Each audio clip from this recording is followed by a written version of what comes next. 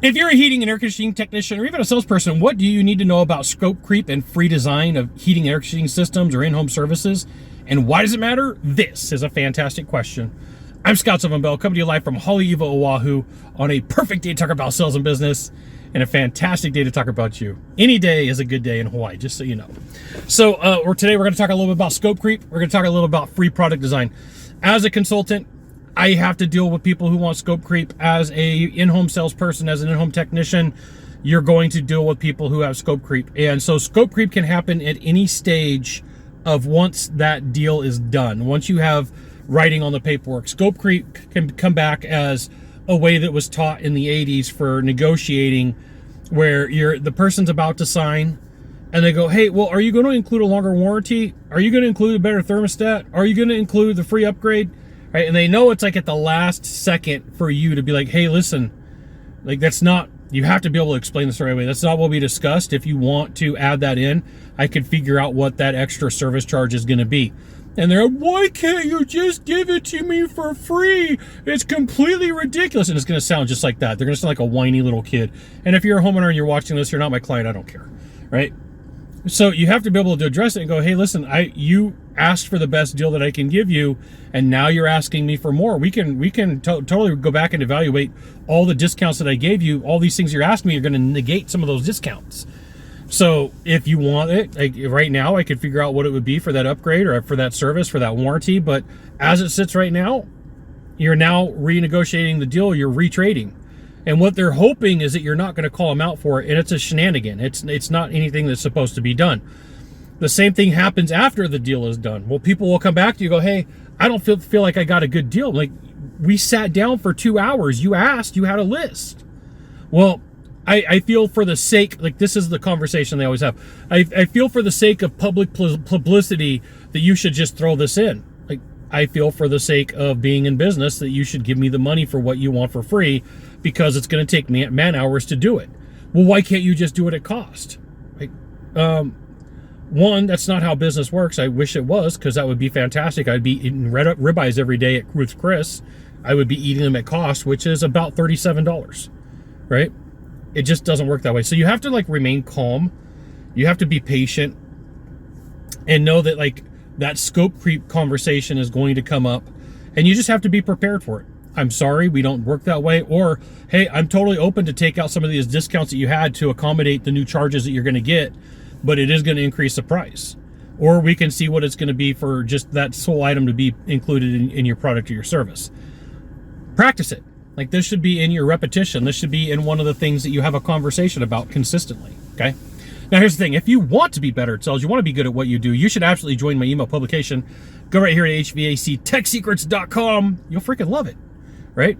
You'll get private coaching, private training, discounted coaching, discounted training, and occasionally I try to sell you stuff because I'm a sales guy. Right? Is what it is. And you're like, hey, Scott, what about the second half of the video? Well, simmer down. We're going to get there. We are going to get there. A version of scope creep is free design work. Okay, so you go out and you meet with Mr. Smith, Mrs. Smith, Mr. Jones, and they have an awkward situation. It's not just a common changeout. It's not box for box. It's not item for item. It's going to require a couple of extra days of work. Okay, I've ran into this where I had supreme knowledge of figuring stuff out and design work, and I could look at a house and say we could build a chaseway here, or we could run the electrical through here, or we could hide the ductwork through the fireplace chimney because there's enough clearance and it's wide enough. Here's 27 things that we could do. What you got to know is there is a difference between a free estimate where somebody calls and says, I just want a number. Okay, cool. Give them the freaking number. And somebody who needs a design. So you're not going to go meet with an attorney and have them lay out the game plan for you for free. You're not going to go meet with an architect and have them lay out the game plan with you for free. Like, in a professional service, this is out of bounds. And so you have to be able to call it out for what it is. Like, you got to pay attention to word tracks. Like, there's no fuel in the tank for this. Okay, I got that from The Lincoln Lawyer. That movie came out like 2009 with Matthew McConaughey. He's getting pulled over by a biker early on in the movie. And the biker's like, you need to get my guy out of jail. And Matthew McConaughey goes, hey, this takes work and this takes all these things. And like, we're out of fuel. You got to put fuel in the tank. I need money. And so like, you can borrow lines sales scripts, word tracks from movies at the height of tension. It's one of the best places to get these said things.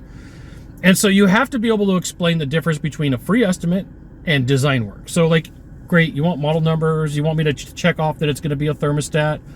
The second that you want me to give you every detail on how something is going to be done, alarms start going off. Unless you're dealing with the engineer type personality that has been like that the entire time, that has been like, hey, I really just need you to give me all the designs. And especially if they explicitly say, I'm going to go talk to the guys who couldn't figure this out before and see if they could do it the same way. I'm like, no, it doesn't work that way. You're going to go shop a design for somebody who couldn't come up with it in an inferior process. Like, this doesn't make sense to you. Like, you think this is okay? Like, this really freaks me out. Like, I've got questions if we should continue this relationship. Very calm, very polite. Very calm, very polite. Like, hey, I got to share with you, this freaks me out. I don't know if we should continue this conversation. Right? This relationship is officially going sideways. And then people go, well, if you were in the same position as me, you would do the same thing. Like, no, I wouldn't. Because I respect people who bring professional experience to the table. I'm not going to shop their design. And if that means we can't work together, I'm okay with that. You got some decisions to make. I'm not giving you all the details. Right? I'll give you the model numbers. I'll tell you the price. But what I'm not going to do is I'm not going to give away the farm and show people how to do the job that I had to figure out, that I spent 2 or 3 hours figuring out. If you want to pay me for those 2 or 3 hours, we could talk about what my consulting fees are. So it's kind of a reverse form of scope creep. You got to know that it happens. You got 1 of 3 things to do from here. Just 1 of 3. Find the subscribe button. Click on it. Every time I send a video, you'll get an update. 2, hit follow. 3, share this video with a friend. We'll see you soon. Thanks for watching.